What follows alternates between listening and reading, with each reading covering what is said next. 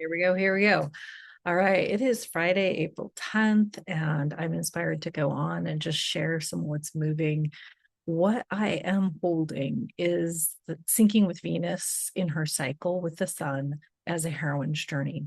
I've been doing this for 13 to almost 14 years, and I've discovered that this is an incredible tool. It's a map and it is calibrated to help us go on a heroine's journey, inner journey, feminine journey within to discover the truth of who we are and our essence, and to then discover our gifts and our qualities and what we are here to embody and what we are here to support and help birth in this incredible change of ages as we end the Kali Yuga and the age of Aquarius is dawning. It is not an easy time to be here, and there's a whole paradigm that's shattering, and it has been falling apart for a long time for those that have been really tracking this. And so if you are in my Facebook group, you saw that I made a post, and I want to read that post, and I want to unpack a little bit of what I meant by that post, because I want to set the stage for what this journey can be as a template, as a contemplation, as a cosmic guide on our personal journey of awakening to the truth of who we are, and awakening to what this realm really is. Because if we're not tuning in to what's really happening in this reality, we're not going to be able to create the new. And sometimes it is challenging to really look at the level of corruption, the level of harm that is done here, the level of suffering that happens, and yet we can't deny it. And so I am here to call out to those of you women who feel this, because I want to find the women that are resonating with this. And I want to share with you what I've found and what I've discovered, because what this is, it's a system, a map, a key to waking up to more of your wisdom. So I am not here to tell you your wisdom. I am not here to share what is the right way. But this system helps women. I've seen it so many times. And personally, it helps us to connect with our own wisdom and our own truth, and to show up and to represent in a world that doesn't want us to be in our truth, doesn't want us to share what we're discovering, because usually it's going to confront the status quo. It's going to disrupt this matrix system that wants us to be distracted, that wants us to be docile, that wants us to feel like this is workable. It's not. So what I posted is the first revelation of the underworld is that we are living in a hell realm. The first revelation of the underworld is that we're living in a hell realm. And with the Epstein files coming out, and many who have been seeking truth for a long time knew that this realm is run by beings who literally eat innocence, literally thrive on abuse of innocence in ways that, if you are a normal human being, it's unimaginable. It's so horrific. And at the beginning of this cycle that we're in, so when I'm talking about the Venus cycle, I'm talking about the 19 months, this period of time from when Venus conjuncts the sun, meets the sun, closest to the earth, and then goes through this whole process of birth, creation, descent, initiation in the underworld. So all the birth, creation is morning star, descends into the underworld, and then re-arises and rebirths, resurrects in the evening star.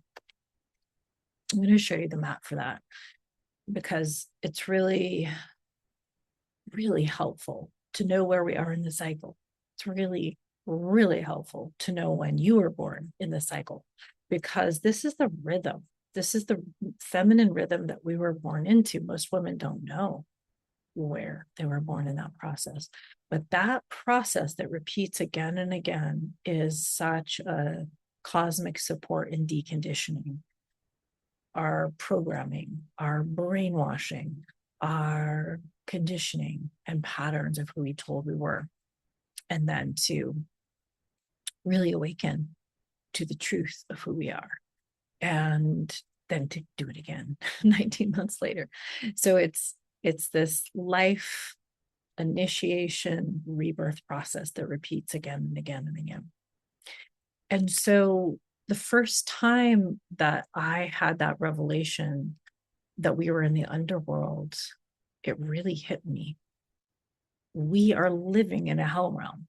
And to look around and see what is normalized increasingly. I was born in 1970, so increasingly the violence and the degradation of the feminine that has been normalized is horrific to wake up to that. And it can be really hard on the nervous system. And so the process of this cycle can help us so that we're not taking it all at once.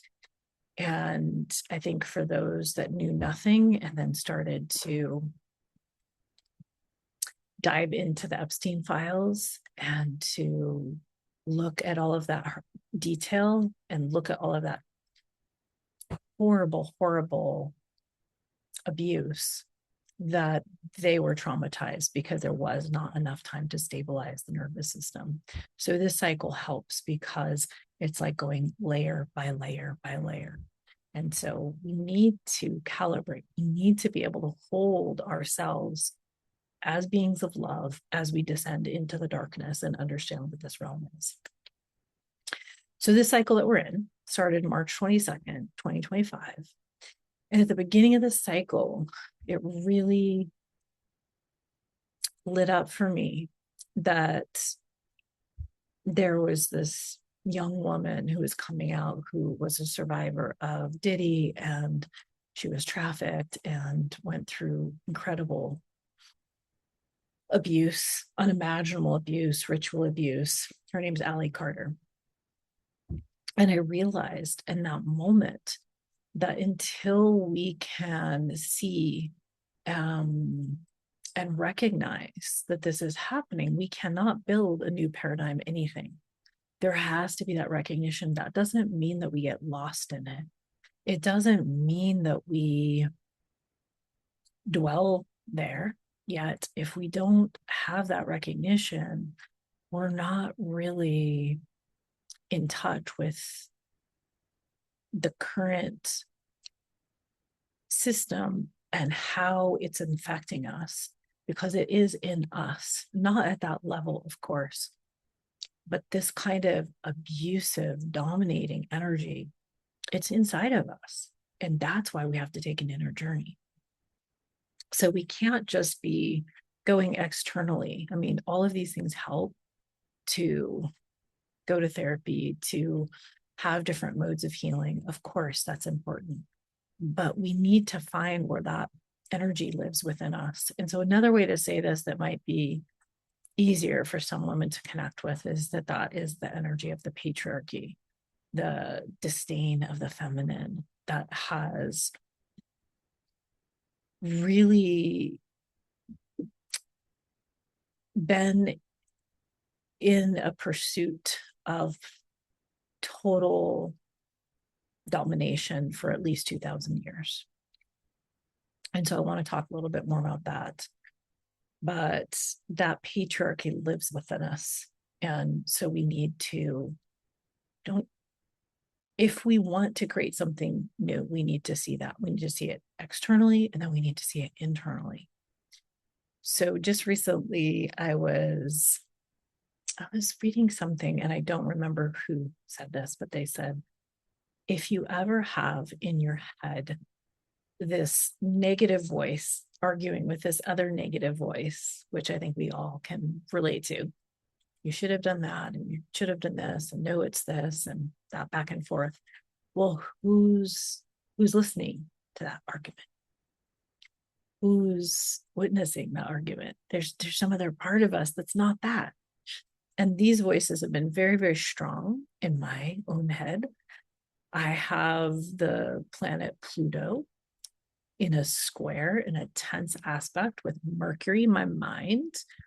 And so I have had these incredible negative voices been aware of them in my mind my whole life. As a child, I was really dealing with this, didn't know what the heck was going on.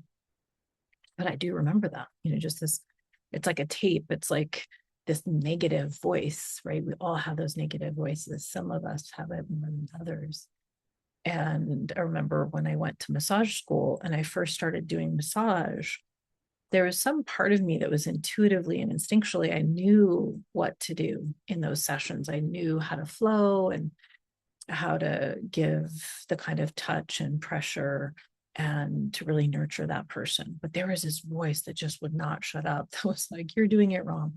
They probably don't like this, whatever, right? That negative voice. So that's what I'm talking about. That patriarchal virus that lives within us, within our own system. We have to dismantle that from within. And so that's what this heroine journey helps us to do. So at the beginning of the cycle, that came to me. That's one thing that happens with syncing with Venus. It's like the world starts to respond to whatever the themes are. And so different people come in, different resources come in that really match the energetics of what's happening in the cycle. And so at the beginning of the cycle, Venus and the sun met in Aries in the tropical zodiac. And that's important. In the tropical zodiac, in the Western zodiac, which I have used. I have been a Western astrologer using the tropical zodiac for as long as I've done astrology. And so Aries energy, that first sign of the zodiac, is about ignition. It's about the spark. It's about the trailblazing energy that moves life forward. It's about birth. Of course, it's the first sign. What can even happen without birth? And yet in astrology, Aries is connected to Mars, the masculine. And I would say that in this system that we're currently in, Mars has been really distorted. Instead of protecting life, Mars is the warrior, Mars is killing, Mars is raping, all of the myths about the actual archetype of Mars are showing that kind of behavior. And so that's the first sign of the zodiac, like what is going on. So that is a huge clue. And if you haven't sat and thought about that, like why are we using a system that begins with violence? And so my inspiration after listening to this incredible woman, Ellie Carter, she's in her 30s now, and she's really, really been trying to tell people what's going on and the extent that this abuse happens. She says that we do not live in the world that we think we live in. This trafficking is in every town in some capacity. There is so much of it. And when you look at the information that's coming out about the men that have been caught with abusive child pornography. Oh gosh, I don't know what's going to happen if I say that word. Oops. I just recently saw a visual of this in the United States, and there's so many red dots of these men that have been caught with this. So there's something that feels like truth, even though it's a hard truth, and nobody wants to accept that that's the world that we live in. We are getting into a point where it's getting harder and harder to deny it. And so I really saw her spirit of that bravery, that courage, her risking her own life because she is getting threatened for the level of exposure that she brought forward. And her website is alliesarmy.com. If you want to connect with her movement and what she's been having events And she really keeps her focus on the children. She is doing this for the children because there are many, many, many children, too many children, thousands of children, millions of children. I don't know how many children that are still in these kind of situations right now. And until we end that, there's no new earth, there's no golden age. Until that is gone, until we create a culture that is based on protecting children, that has to be the first principle there, that birth energy of honoring the feminine, honoring the birth, honoring the child that's born. I think we're deluding ourselves that we are able to create anything new. And not to say it's going to end all at once and then the new is going to start. But for those of us that have really been awakened for years, I think it's important to be in this kind of acknowledgement and awareness, and to look at how are we creating the new projects, the new systems that have that core protection for innocence, protection for children, and support of the mothers, support of the feminine, that matrilineal way of holding the feminine as sacred. And not to say that there's going to be some kind of flip and that suddenly it's going to be the women in power and they're going to, use their force against the men. It's not that at all. The mother energy includes everyone. The mother energy doesn't exclude the son from the daughter. The mother, the true mother energy, the true mother heart is going to take care of all of her children. That's the nature of the healthy mother. So that's the energy of this matrilineal kind of culture, which we have hints of from the past. And many of us feel that in our cellular memory, in our bones, in our dreams. We feel that memory of a time where we lived in harmony, where we lived in the right way. And we see this in some of the preservation of the indigenous traditions, where there is a total orientation towards nature and harmony.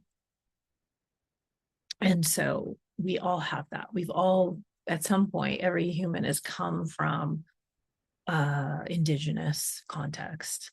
And so as we begin to see this old world truly, truly, truly falling apart at the next level, I think it's important to be looking at how are we taking our shiny visions and how are we including this protection of children? How are we including the support of mothers? How are we including this reverence for the feminine? And how are we as women working together? How are we healing the sister wound? Because I don't know about you, but for me, I have been hurt so much by other women. I mean, especially spiritual women. It has been brutal. And not to say I've been hurt by men too, but especially in this last year. I've been on this quest to find my community, to find my people, to start a new chapter where I could actually be living on land with other kindred spirits and working on this new paradigm kind of culture, creating villages, creating sustainability through food, looking at how do we get sovereign in our medicine and bring that medicine to natural remedies, to the earth. All of these inspirations. I've been on a massive quest to find the people, find the land. And you could say that from a ordinary perspective, I have failed. I have failed because I am still here almost exactly a year after I left my home of 27 years in Northern California, left my grown daughter and packed up with my 3 cats and my dog and went, and moved across the country for these invitations to work with other women.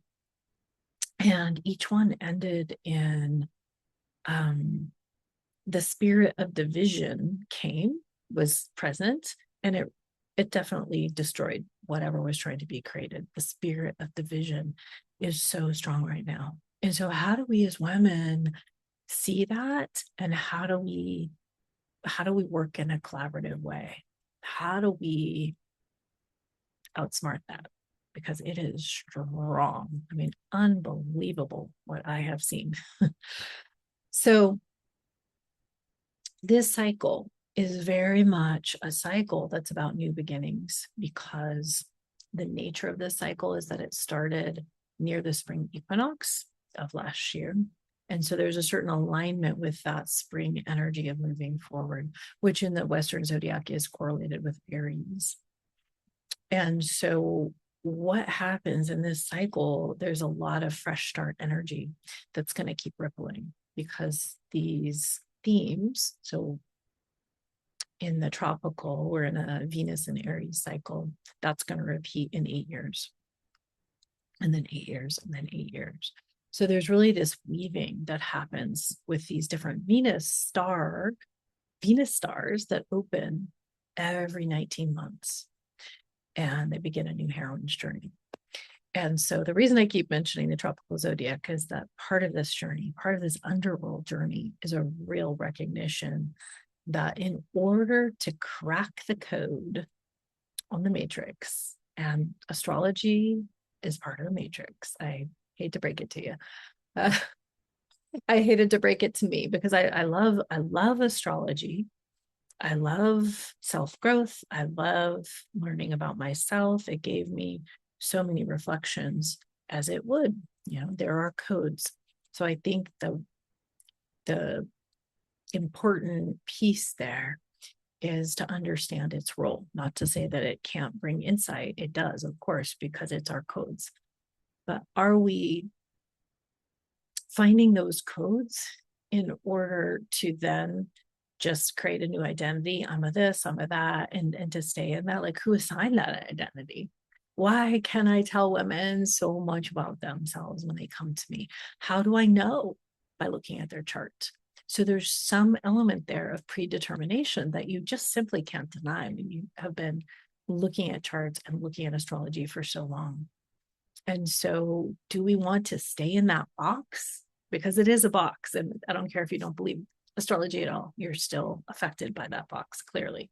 Those of us who know astrology know this to be true. So in order to have greater accuracy in understanding what the codes are, I switched over to the sidereal zodiac, which is the original zodiac. This is what the elites use. Those in power, I mean, those beings who are orchestrating this reality to benefit them, to use humans for their own food, in a sense, their own nourishment, their own life force, energy. They understand the occult. They understand astrology. I mean, they're all using it. And so that's important to know, that there is something in place here. So let's go back to that post that I made. Let's go back to what I was saying there. The first revelation of the underworld is that we're living in a hell realm. It's not sexy, but it's the truth that sets us on our path to discover what this realm is and who we truly are. It doesn't mean that there's not beautiful experiences here.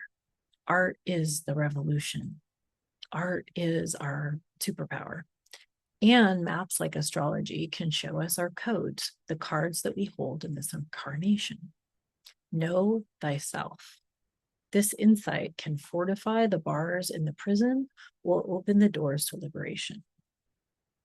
Venus, the feminine, our heart wisdom, those are the golden keys. Those are the golden keys to our freedom.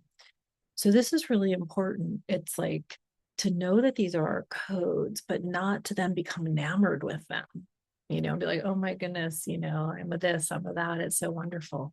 No, it's not wonderful, because the truth of your identity is that you're an eternal soul. And maybe you did get some good cards this life, and that's great. I'm happy for those that do. And not everybody does. That's the thing. Not everybody does. It's so obvious. Why do some people seem to have doors open and have opportunities come and have the resources they need, and other people don't.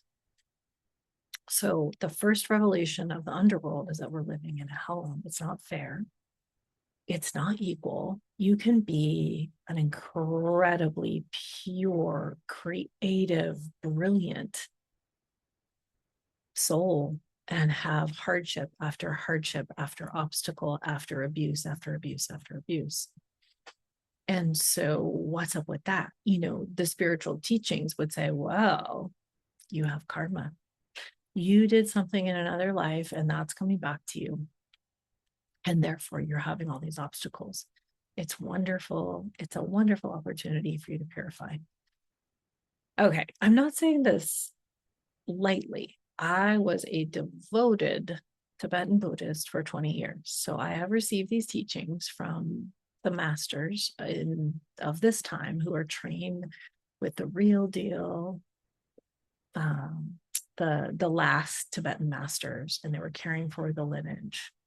So I went all in because I had such a profound experience when I was 22 years old of awakening, of liberation. And I wanted to understand what that was. So I went to spirituality, try to understand what happened to me, because it was time limited. This sense of freedom and knowing myself as an eternal being and being able to relate to reality in a really different way. I didn't have the same limitations as I did before and after that time. And so trying to understand that feeling of freedom. And that's really what Buddhism is about becoming free, to wake up within samsara, to wake up to the truth of who we are. So I would say that every single religion has truth and it also has falsity. And Tibetan Buddhism has some very compelling truths, no doubt. They're really bringing some incredible wisdom. And I found abuse there. I found cult-like behavior there, just like in every other spiritual group that I have been devoted to. I've left 5 cults in this life, which is kind of a lot for one life. I was raised in a cult, a new age, very influential cult that had its heyday in the 80s, the Emissaries of Divine Light. It was funded by British royalty. They had centers all over the world. They were a very big deal. Like, they were the ones that were here to save the world. And I had a very early relationship with this kind of apocalyptic content of the world's ending and we're here and we're going to save the world. But, the sun's, I don't know, there was all this like, the sun's going to explode. And, this kind of like revelations type of content that I was exposed to very early. But it was definitely stressful as a child to be trying to process those pieces. The point being that I have earnestly studied and done my best to receive the wisdom from these traditions. And I got to the point where I saw that there's always truth that resonates. I have had ecstatic experiences being on retreat, being in altered states, having this incredible upswelling of devotion for teachers, having incredible insights, just being in containers that felt so curated to bringing out the best in everyone. And yet I had to see that there's also falsity and abuse and lies and suffering. I mean, one of my Buddhist teachers, my first woman Buddhist teacher, who I fell in love with, not romantically, but spiritually, she told me I was going to go to hell because I'd had an abortion. That was pretty intense. And all these practices to save myself from going to hell from that. So we are going to find these truths across all the traditions. The thing that I have come to know is not to take it 100% as truth, to know that there's truth and to know that there's lies. And so I think there's a reason that Buddhists start with, we are living in life is suffering. That's the first truth that Buddhists teach. in order to understand what this reality is and to begin to understand how we liberate ourselves from the constraints of the matrix. In Gnosticism, they talk about the fall, the falling into the material realm, Sophia, the feminine, falling into the material realm and the suffering that happens there, and that there is this trap that prevents us from knowing our divine nature. And so that's something that I think is really, really important to contemplate and consider if we're on a spiritual path. There's too many people right now, so many people in the spiritual realm that haven't even entered the underworld. They're just in the topside world with their, spiritual wisdom, and it's so sexy. And they're launching their businesses and having, 7-figure incomes, sharing their amazing wisdom, women's empowerment, and they haven't even arrived in the underworld. So that's the door to the underworld, to understand that, yes, there can be good stuff that happens to some people, to us. There can be beauty, nature can be incredible. Not to say that there's not something organic and resonant and natural here, but there's something else going on. There's some kind of construct, there's some kind of interference that's also here. So only when we begin to see that and know that can we begin to ask why. And if there is some kind of interference here, how do we navigate that to find the truth? And there's something wrong with the way this is set up. It's a fundamental level, it feels wrong.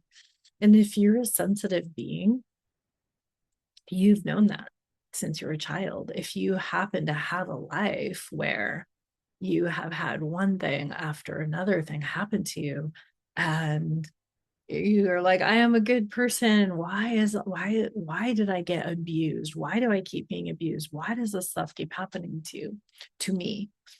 I think this is a really important truth to know, that just because bad things are happening to you, it doesn't mean that there's a correlation that you did something bad and that you are inherently, working through your karma or something.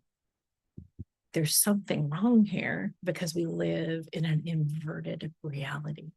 So when we understand that things are backward here, it's something's wrong and things are inverted, then we begin to flip things and to see, oh, it's probably the opposite.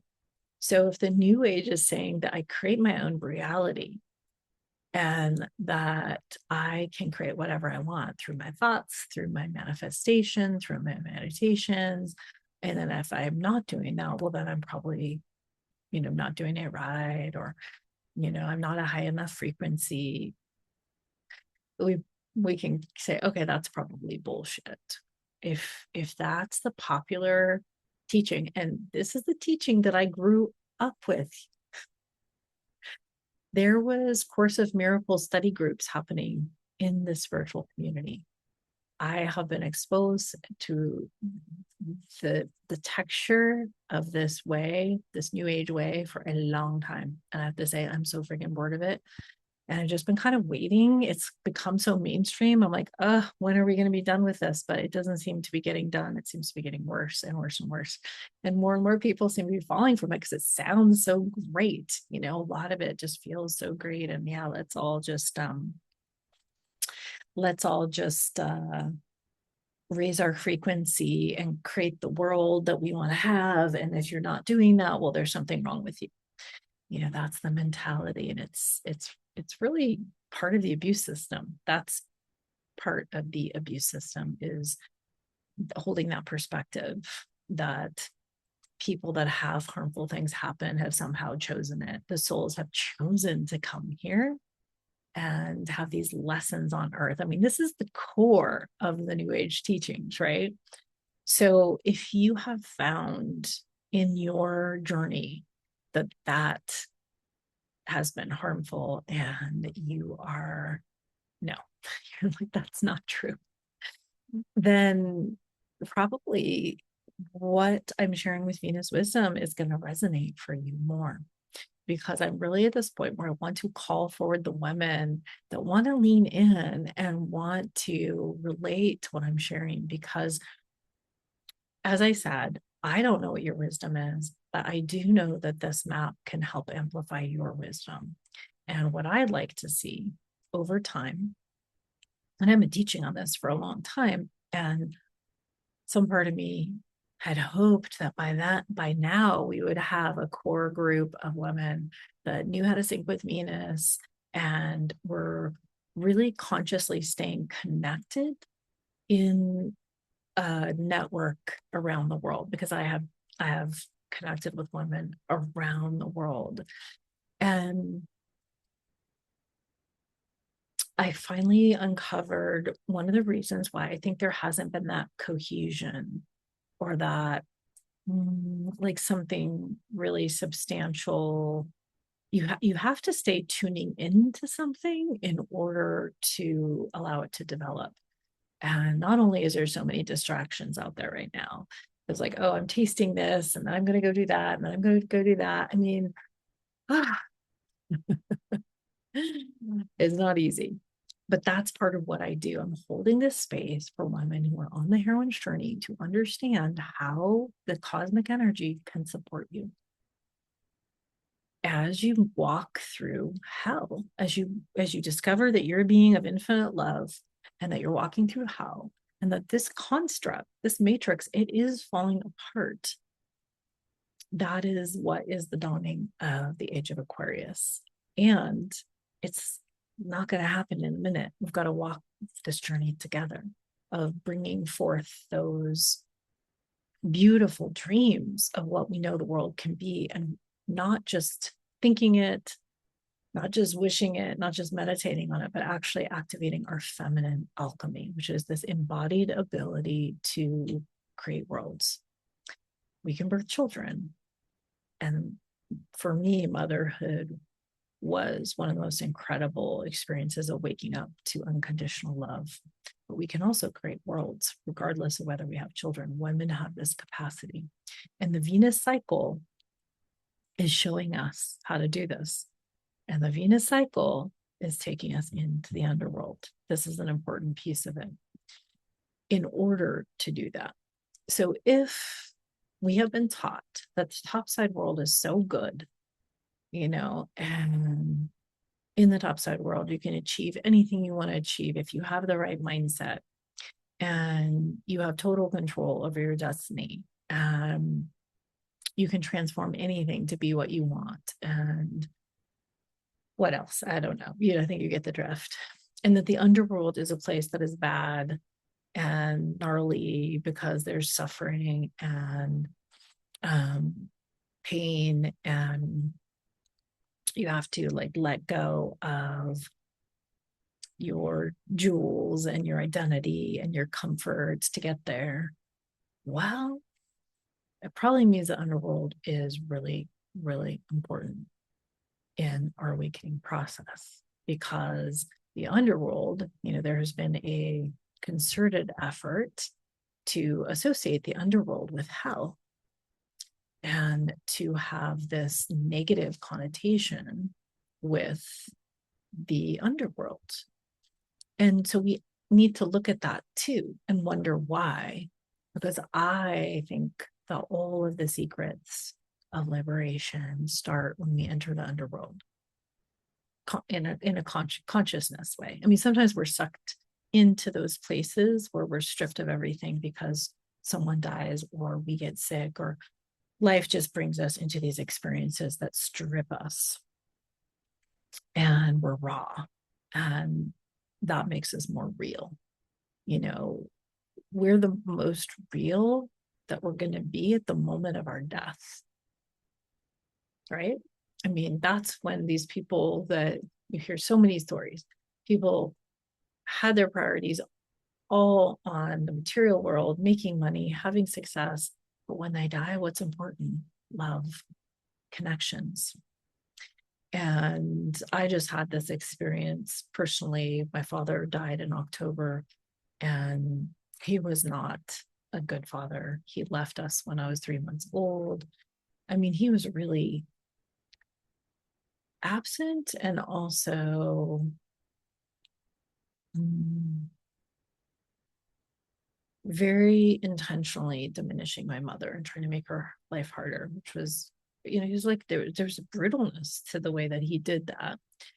And so I connected with a friend who is a medium after his death. And she said, yeah, he realized at the time of death that he blew it.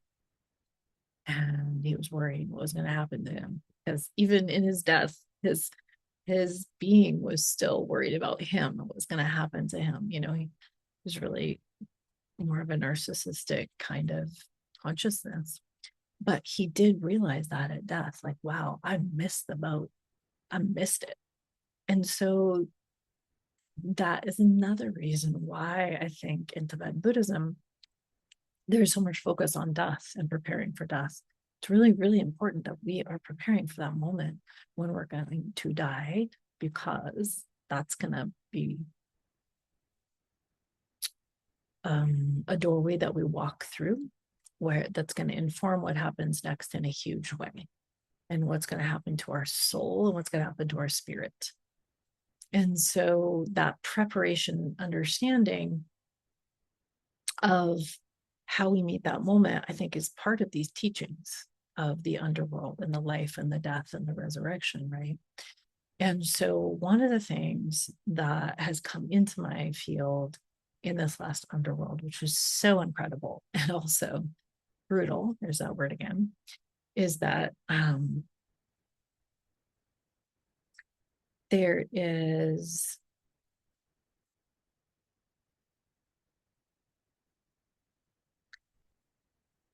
a necessity to really understand this resurrection process before we die.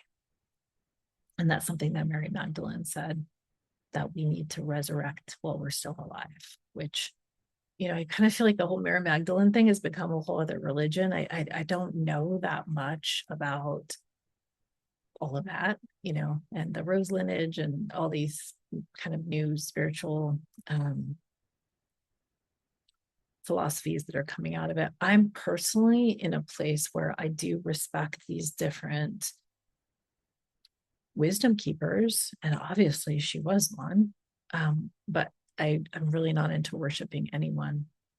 And I think that that's important, really important, that we're not just having these idols of whoever they are, movie stars or spiritual leaders or angels, that it's really, this map is teaching spiritual sovereignty. It is you and your connection to original God, source, whatever you want to call that.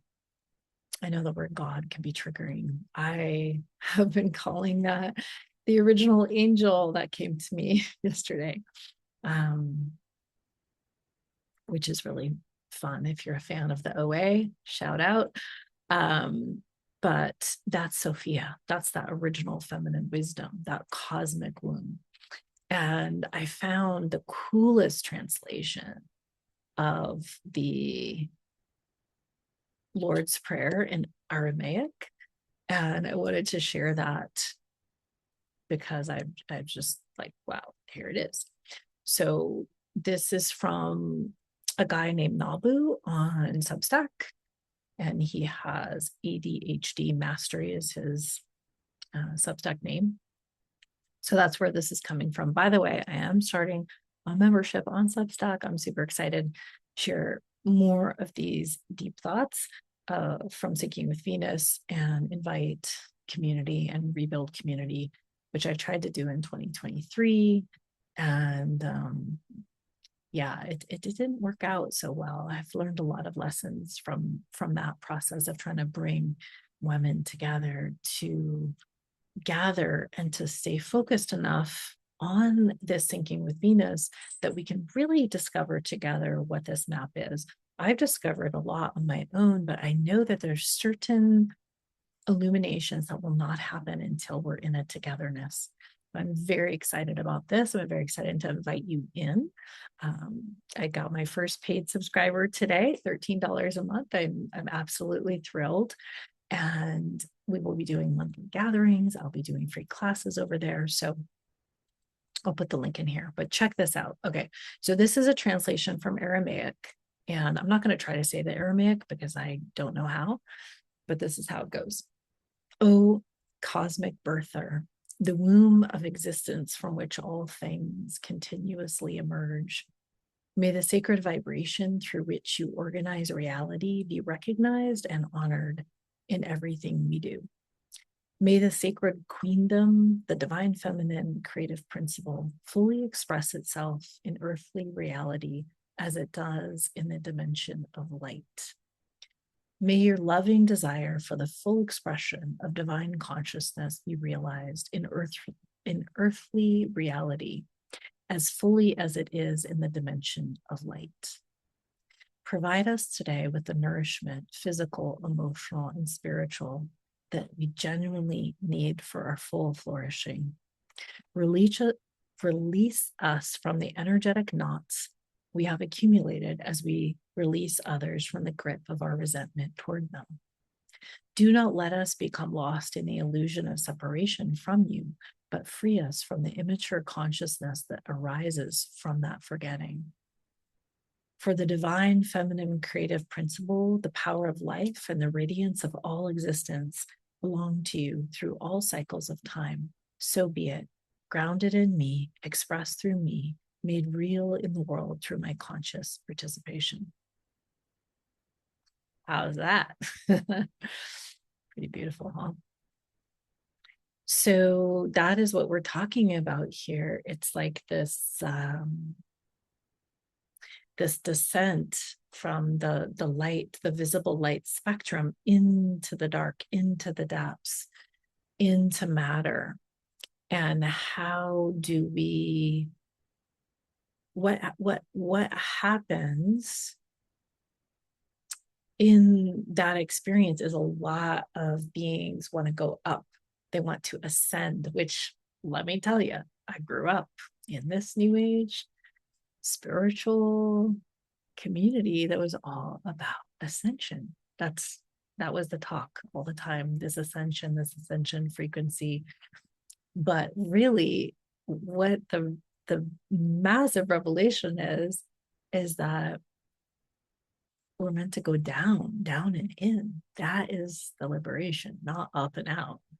And so it's not just the body that we're descending into, although that is part of relaxing in and actually feeling the sensation of our body, which is part of the feminine embodiment. But it's also this understanding of the underworld realm and the depths of that, something that is deeper than the light spectrum. The light spectrum is very limited. So we can't see so much of the reality that's here. And that's what many people are beginning to understand, that there are beings here that we cannot see. I mean, some people can see them, they have those abilities, or they can feel them. There is so much going on in this reality that we cannot see that's beyond the visible light spectrum. So we're going into the invisible. We're going down and into the invisible to find that deeper wisdom.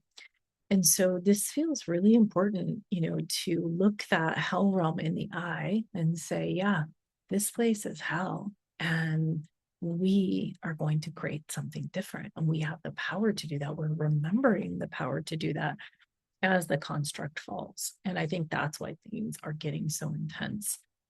Many of us, right, are picking up on that these beings know that their time is up and that the construct that they've created is falling apart. And so there's this huge bid towards violence and war and terror and, and end time scripts. These are all scripts. And so that is this final bid for control and domination that I do not believe will win. And yet I also think, we may leave these bodies in this transition I think there will be a lot of people that will be leaving with everything that's being put into motion to destroy. And so it's really important to be thinking about our death and contemplating what we're going to do. Do we want to go up and out to the light? Might not be the best idea. Something to consider. So all of this is to say, all of this is to preface the class that I'm going to be giving about the moon and why moon is a false feminine light context that I actually got the message affirmed interferes with our feminine alchemy. It interferes with it. And I've known this for years because I've been thinking with Venus. I've been watching Venus and I've been receiving her light in my eyes, feet on the ground. And I'm a philosopher. I'm always thinking about this. How did we get here? What is this realm about? And what is this cycle teaching? How can I move with that? How can I sync with that? And many years ago, I realized that the moon was not something I wanted to connect with. I wasn't afraid of it. It's not like that. It's not like, oh, the moon, I'm scared of it. It's just like, no. My body was like, no, I don't want that light in my eyes. I don't want to move with that energy. And then to see what happens at the full moon, all of the emotional outbursts and intensity and triggers, you know, all of that's our history. It's our conditioning. It's our stories. And so I've been more gentle teaching the moon is our conditioned feminine. It's what we inherited, especially from our mother line and our family line. And it's the emotions which need to be moved. All of that's true. And there is something going on with the moon that is more deceptive. One, the moon is not feminine. The moon is not feminine in many, many, many cultures. It is so clear. I mean, look at the languages in which the moon is a masculine, has a masculine connotation. You know, most languages make objects either masculine or feminine. So the moon is not feminine, the moon is not benevolent.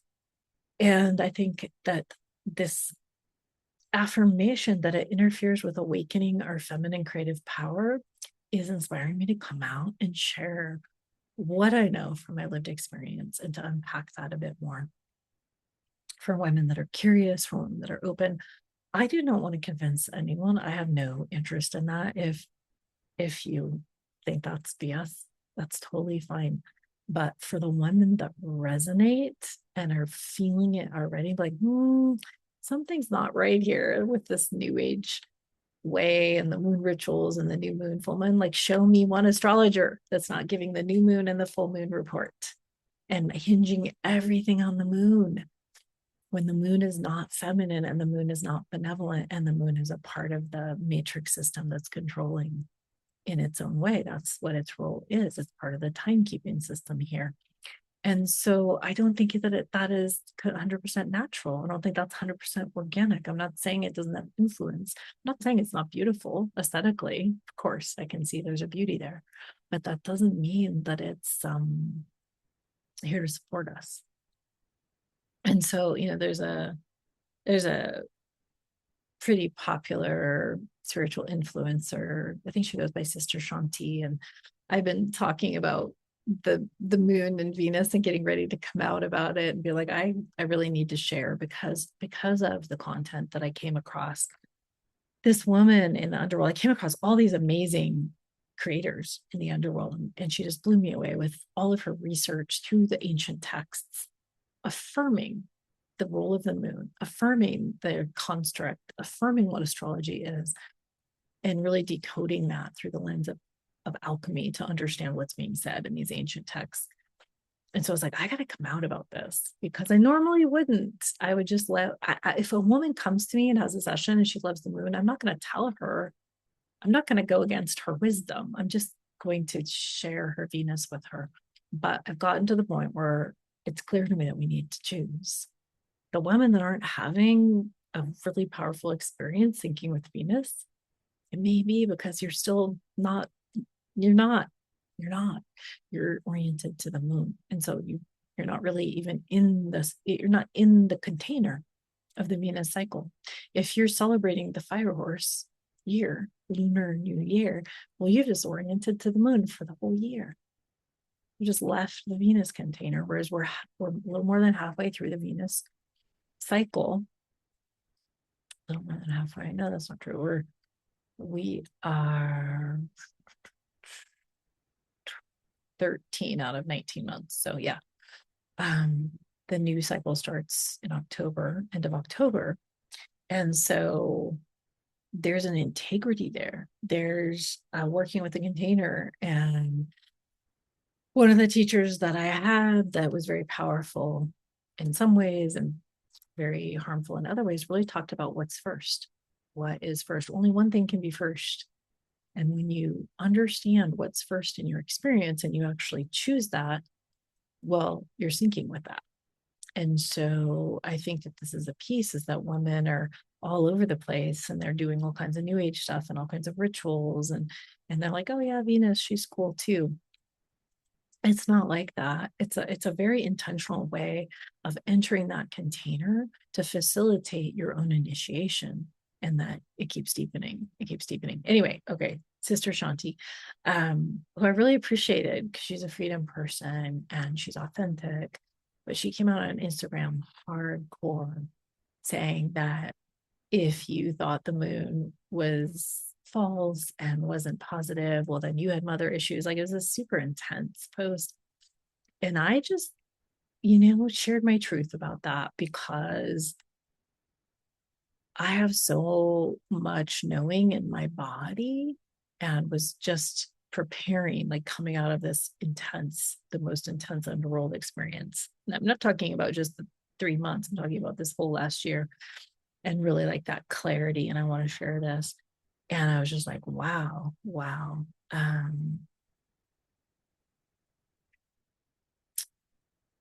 There it is, there it is, that like, if you think that the moon is not a representation of the feminine, then you have mother issues and you're wounded and you're this and you're that. I think we all have to discover that for ourselves. So I'm not going to tell you, like, if you don't think that Venus is this cycle that's supporting you in discovering the truth of your feminine power, then you're whatever, out to lunch, have mother issues. I'm not going to say that, but I'm saying that I think we really need to discover for ourselves. We each need to be in a inquiry, in a very serious quest to discover the truth and to go out and look at Venus. She's in the evening star now, sky. She's evening star and she's visible after sunset. And to be in that open heart, open mind place, go look at Venus and experience how that feels. Go look at the moon. If you're still at a point where you really have a relationship with the moon, and notice the difference. That's what I did. That's how I came to my conclusion, was through a direct on the ground experiment. And so I encourage every woman to do that and find your own. Maybe there's some women that are oriented to the moon, and maybe there's some women that are oriented to Venus. And I even wonder if the underworld realm is the realm of Venus, and the topside world, and all the success that can be had there in the Matrix, like in the movie when the guy's like, hey, I just want to go back in. I want to eat the steak. I don't care that it's not true. Maybe that's part of the inversion. And part of this whole revelation for me is an understanding that trying to share Venus wisdom, like as a coach in that coaching world, in that online women's spirituality world, has come to an end. Like, I am turning in my notice. I'm not going to be that kind of coach anymore. And so much of that has to do with the money and the money exchange. And we do need to survive in this realm. We do need money. And, it is beautiful to have abundance. And I always wanted to have abundance. My whole plan was to really do this more high ticket coaching for the topside queens, the women who had the resources, the women who I knew this map would help them tremendously in creating their legacy, in creating what they were doing in their businesses. I really have this memory of being an oracle for the high courts. That's been a role for me. And so I was like, all right, I'm here. I can do that. Like, I'd love to support these women who have a lot of success in understanding the Venus map. And there was just so many disconnects in that one. A lot of my journey was feeling that I couldn't reach them. They were kind of like the popular girls. And oh, I have so much trauma with the popular girls from my own life story. Like, I have the secret terror of the popular girls. I was like bullied very harshly in high school by the popular girls. But, I love women. I want to be in service to powerful women. I want to be in service to the leaders, the women that are doing things, be like, hey, I've got this map. And part of it was like, I couldn't get their attention. Like, I couldn't capture attention. I couldn't use the words, the messaging. And so part of my whole like waking up recently is like, I don't think I'm here for the topside queens. I think I'm here for the underworld queens, the women who have been on the deep journey, gotten stripped again and again. Like, these women, even I'm getting chills. This woman on Facebook, I don't even know her. And she's in this intense, epic journey of having her children taken away, clearly wrongfully, by an abusive narcissist. And the way she's showing up and meeting that and sharing her heart, that's an underworld queen. Or one of my clients is, creating this incredible new paradigm school that she's able to channel so much of her lived wisdom as a gift for these children to actually help them be in the beauty of who they are, be in their own brilliance, and have that nurtured in such a gentle way.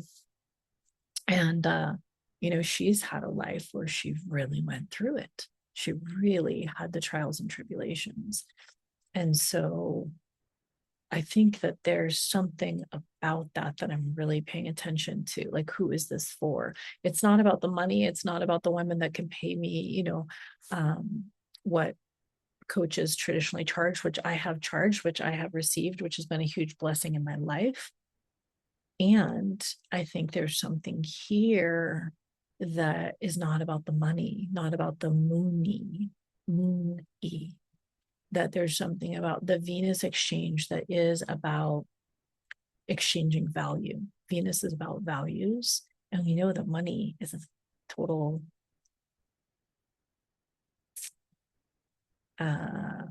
it's a total made up crazy kind of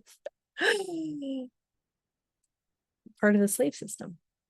And we use it because we need it, but that's all changing, right? It's coming apart at the seams. The whole money things, it's gonna go away. And then there's gonna be the push for the digital money to bring in more control. But regardless, this value, how do we exchange value as equals, as equal women of wisdom? How do I share this with the women who feel it and know that this map can help them? And then how do we have an exchange of some kind of value, And that's important. I've spent a lot of time supporting people and supporting women where there wasn't an exchange in value, in friendships and in other relationships. And it's draining. So there needs to be that mutual benefit. How do we create this win-win mutual benefit by sharing our wisdom with each other? So that's the direction I'm going in. And I want to show you where we are on this map. And I want to mention that I'll be sharing more about why I switched to the sidereal zodiac. I think I gave you the short version, but it's really for the accuracy. I want to do another video about some of the things. Again, I go into things as an experiment. And I just had so many affirmations that the sidereal is more accurate. It's one of the reasons I never like to do predictions. I was like, I don't know, I hate predictions, and it seems like it's blurry with tropical. I'm like, oh, this might happen, but it doesn't quite seem to happen in that way. And sidereal has that reputation. Like, if you go to a good sidereal astrologer, you could find your lost keys. I mean, it's very precise. The prediction is very precise. And I think that's what astrology is. It's a template that is mapping our destiny. And in order to break free of that, we need to understand that that's there. So if we're using this other system that's kind of slightly off, you know, I just don't think it's as accurate. And so I want the accuracy so that I can transcend that system and reclaim my sovereignty, because I definitely am not the person that got the good chart. Although I have to say that my sidereal astrology is way better. Like, my Venus is +5, where in tropical astrology, everything's in detriment, everything's negative. Like, I just have a terrible, terrible chart.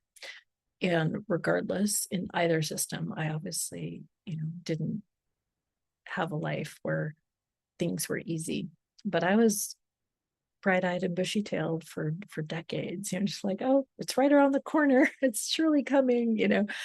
And it's through those trials and tribulations that I was like, there's not a correlation here between my intelligence, my commitment, my ability to work, my devotion, my, like, what I'm putting in is not translating to what I'm receiving. Like, I don't, in the last couple of years, like, I don't have a viable business anymore because there's just not enough business coming in, and I can't figure out this whole marketing messaging, regardless of my best efforts, in order to have enough, sessions coming in that I can actually pay my bills. So I'm still working with women, and women that show up with that really, that resonance and that openness, and not just like, oh, this is another cute thing, like, oh, Venus wisdom, I'm gonna just go see what that is. But like, they feel it, you feel the call, you feel the power of what this is, you feel the authenticity of what this heroine's journey brings forth, the trueness of it. And so let me show you this. Let me show you this map I made. I'm holding lightly now that this is a Venus and Aries cycle because it's not in the sidereal, but this is still the movements. So we're starting at number 1 with Venus meeting the sun, in tropical was in Aries. And then she's visible. She turns direct. She's, boom, at her brightest and highest in morning star. She's then the furthest from the earth. So it's like, this is a mother-daughter story. This is a Demeter Persephone story. And mother, sun, daughter, Venus are showing us on earth something incredibly important about the divine feminine. And how do we connect with our own divine feminine? So life, creation, and it's at this point here, when she's the furthest distance from mother, she's leaving home, that she starts on her trials and tribulations. There's that myth of Persephone being snatched by Hades and descending into the underworld, which is a newer version than the ancient story of Inanna with her sister Ereshkigal being in the underworld. So there's this trials and tribulation piece that's really important. And I want to create something. There's obstacles, there's interferences, there's not a correlation between what I'm wanting to create and what's coming back. Like, all the density of this realm and all of the distortion of this realm has to be contended with. This is the doorway to the underworld when she descends. And from Earth's perspective, we can no longer see her. She's going behind the sun. So this is her underworld meeting with the sun. She has a earthwise meeting, close to Earth meeting with the sun to begin the cycle, and then halfway through, 9.5 months later, one human gestation cycle, something is born in the underworld. What is born? Our maturity, our sovereignty, our discovery that we contain the unconditional love that we've been longing for, that we've been trying to get from our lover, from our husband, from our children, from our friends. We contain the source of infinite, limitless love within our own being, within our own body. We can give that to ourselves. We can connect with that and become that. Maybe not all the time, but as a movement. And we fill up with that. We hold ourselves here. We've birthed ourselves as an initiated woman, and then we re-arise into the evening sky to begin to find the others and connect with them, and to find the other sovereign women that want to begin to weave together as sovereign beings who know their gifts. Well, this is where we are right about now, right? So in 8 days, we'll be at the third portal between the moon and Venus, the conditioned feminine, the matrix control system, and the liberated, infinite, eternal feminine that's helping us awaken to the truth of who we are. Those meetings are really important because it's an opportunity for transmutation. What emotions are coming up? What stories are coming up? What is the negative voice in your head telling you? Those moments are really powerful to tune into your inner world and listen and feel and receive and transmute, because we have that power to do that.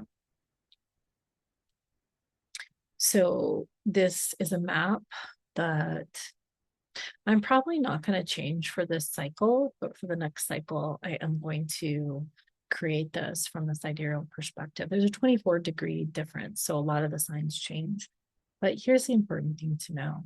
You could sync with Venus without any signs. You could take out all the signs and you would still have this incredible movement of union, of light and love, sun and Venus, gifted to the earth, gifted to matter, gifted to us in bodies here, spirit, soul, connected to the body. And that dawning of creation, birth, bursting forth, wanting to create the world that we want to live in. So many women are dreaming the same dream: retreat centers and villages and schools and earthen houses and growing food and having time for leisure, having time to make music, having time to play again. Like, so many of us are dreaming the same dream. So that dreaming, that being willing to show up and shine and be visible in what we're wanting to create, that legacy that we're wanting to leave to our children, and then leaving home to go on a journey once again to find our sovereignty, to meet the trials and tribulations of the matrix, to see the tricks of the matrix inside of us, outside of us, to see how this is a game that has been orchestrated and we are chess pieces in this game. And so how do we become the players of our own game? How do we outsmart the game in our awakening to the truth of who we are and what this reality is, so that we can be those world builders? We descend in the underworld for the deeper wisdom, the deepening. Let's discover together what this is. I have some real sense of it from all this time, but you may have wisdom to bring to it. And when we're ready to have this collective gathering of our wisdoms, I'm so here for it. And that's re-arising. We begin to share, we begin to connect, we begin to share the truth more freely. And when we share our truth in this reality, if you're a truth teller, if you're a sensitive, if you are pure, you have this purity of heart, you will have pushback, you will have attacks, you will have interference. That's to be expected. To have the opposite expectation, that if you're pure and good and coming from love, that you're going to be embraced and everything's going to manifest the way you want. No, that's just not the way this works. This game is not like that. So this is where we're bringing more of our truth, more of our strength and who we are, more of our sovereignty, holding ourselves as we connect with others, making sure there's fair exchange in value, and beginning to weave the dreams.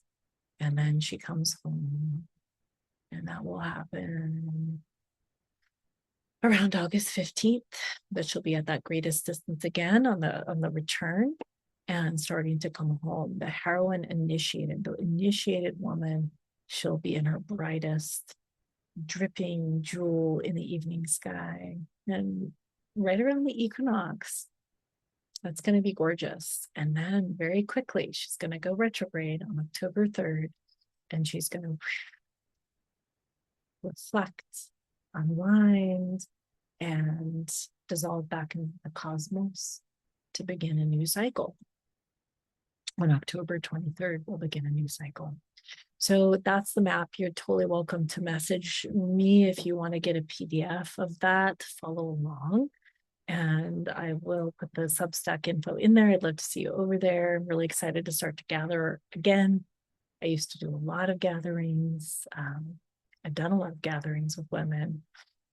And I think it's time.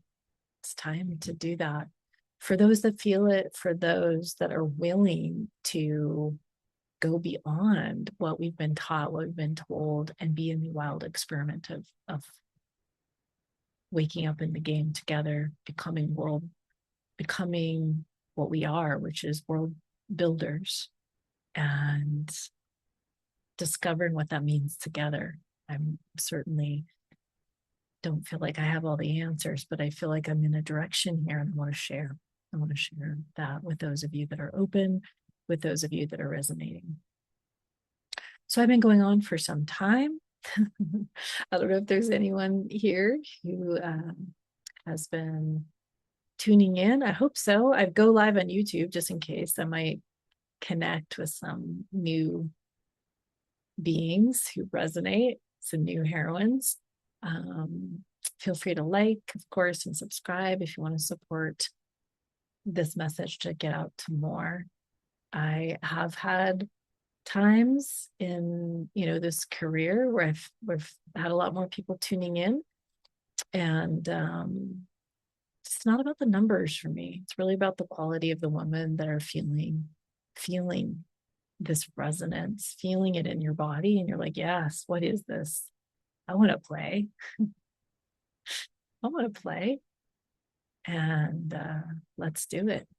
Okay, that's it for now. Feel free to put any questions, and I'm happy to circle back and answer them. And lots of love to you. Happy Friday. I will not be doing Venus Wisdom Friday Lives anymore because I actually am working now in a really interesting new job. And I'll share more about that at some point, but I will be going live on Thursdays instead, is my intention. And if you like this, please leave a comment. Please let me know, because I really sometimes have no idea about what's landing for women out there. And every comment, every reflection, really helps me to know that there are women that are not off the beaten track, road less traveled, who are like, yes, I want this. I want to know more, because I want to connect with you. So let me know you're out there, and yeah, blessings on your journey.